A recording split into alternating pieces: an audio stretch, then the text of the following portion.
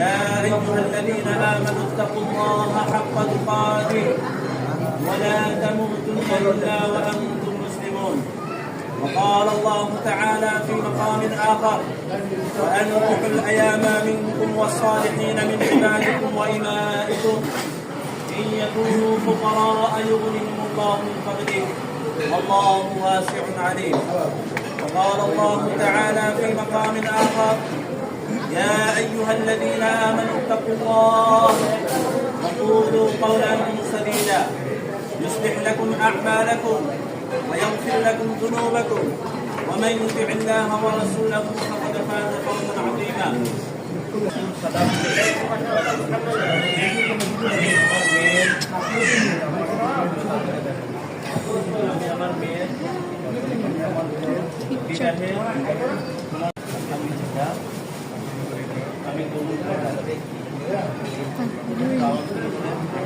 ভিডিওটাকে সবাই বলেন বারাকাল্লাহু লাক, সবাই বলেন বারাকাল্লাহু লাক, বারাকাল্লাহু লাক। আমার সাথে দোয়াটা পড়েন বারাকাল্লাহু লাক, বারাকাল্লাহু লাক, বারাকা আলাইক, বারাকা আলাইক, ওয়া জামাআ বাইনাকুমা ফি খাইর।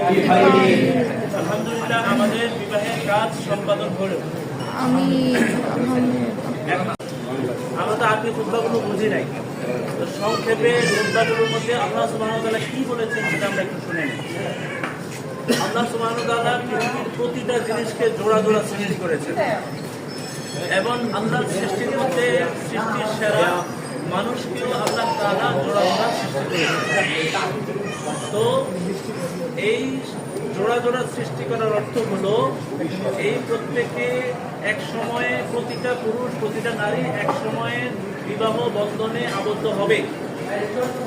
আল্লাহর মেহেরবানি আলহামদুলিল্লাহ আজকে আমাদের এই মোহাম্মদ সাদাব